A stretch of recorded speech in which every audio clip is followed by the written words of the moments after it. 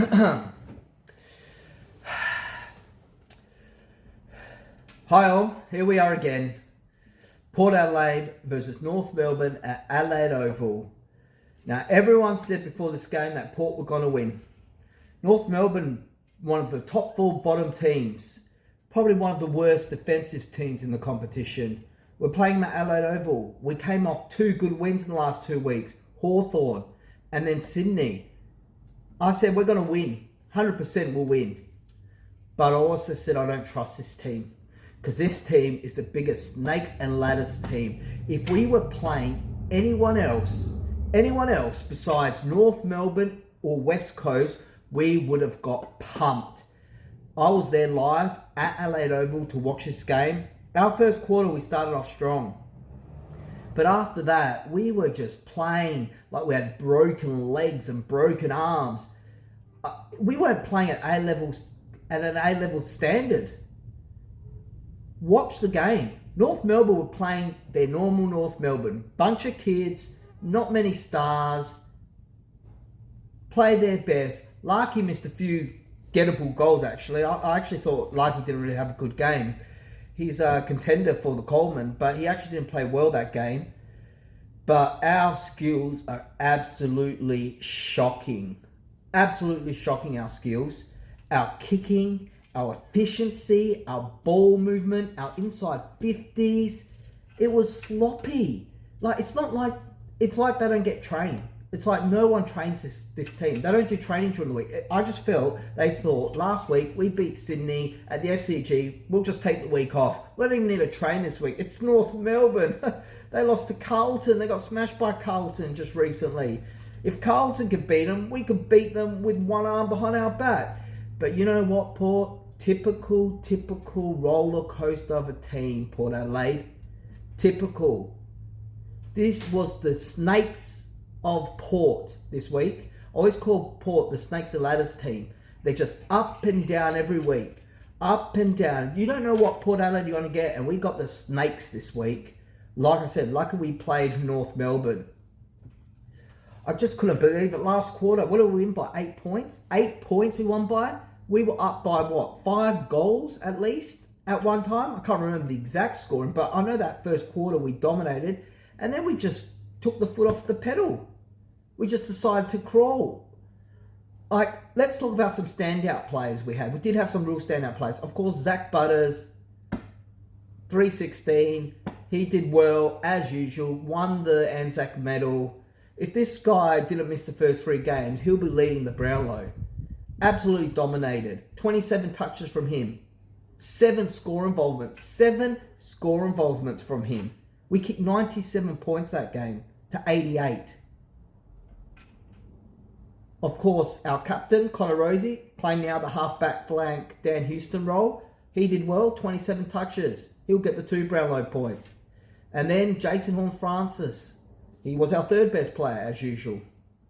Our top 3 stars carry our team. Our top 3 carried the whole team, those 3. He was playing against his old team. There was a bit of a period where he gave away a free kick, but he did well.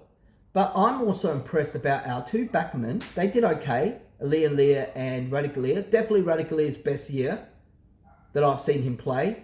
So far, he's doing well. But our 4 line, Georgiades and Ollie Lord, those 2 are going to be dangerous. They're young. They're both young. They're under 24, at least, both of them. If not 24 for, what's his name? Now I forgot his name. Mental blank. Georgiades. That's what I'm thinking of. So I think we've got potential. I think they're going to be 2 powerhouses moving forward the next couple of years. They kicked 2 goals each, I think. Georgiades definitely kicked 2 goals.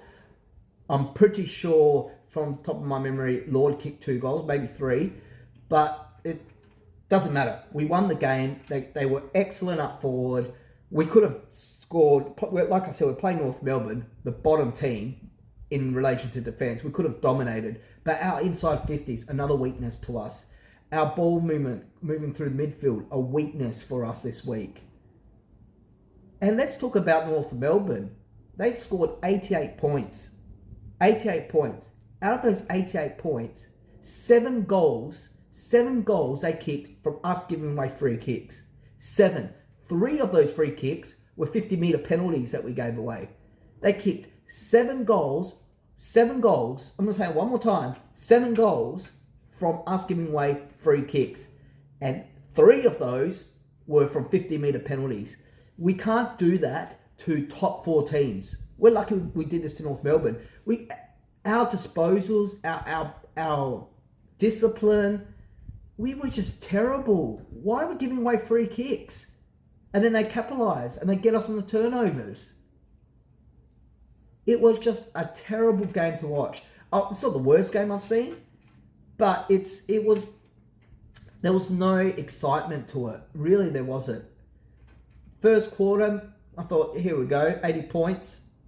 Second quarter, maybe 40 points. End of third quarter, 20 points. Coming towards the last quarter, 8 points. What do we do with this team? What do we do with this team? Sam Powell-Pepper did well. I was happy with Sam Pepper's hit movement. Of course, Miles Bergman was consistent. Darcy Byrne-Jones did his 2%, but he'll keep his spot inside because he did his 2%. Our kids were okay. Nothing special with our kids this week.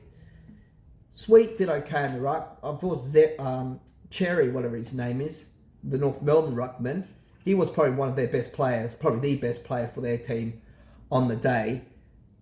Mead, you're a bit sloppy this game. Of course, Josh Shin got concussed, so he won't be playing next week. So we'll probably see maybe Logan Evans come in for him.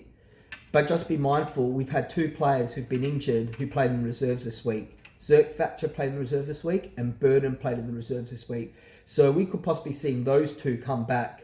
So that's going to be buffing up our defence there a bit if Zerk Thatcher and Burden come back. Burden could be the replacement maybe for Josh Sin. But what are we going to do with Zerk Thatcher? You know, we've been playing Aliyah and Radicalia basically the whole year together. Are we going to play with a third defender? We don't know. Jeremy Filese came on as a sub. I think he'll be dropped. Surely he'll be dropped. He's just a top-up player. We need to bring the Port Adelaide from the last 2 weeks going into the next game and not the Port Adelaide that we had this weekend because it was embarrassing. Luckily we won by 8 points. Imagine if we lost that game.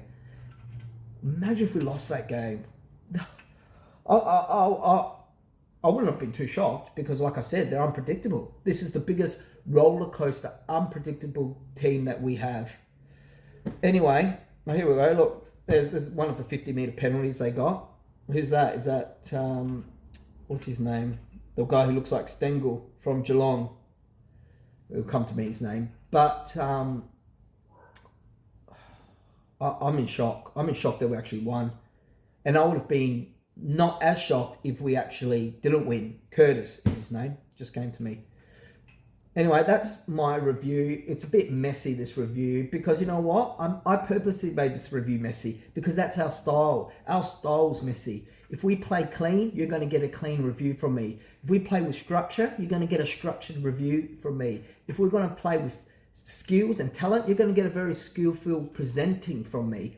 But if we're going to play sloppy and just messy and unstructured and just all over the place of a team, that's what kind of review you're going to get from me. That's what you're getting tonight, and I'll see you all next week in my next video.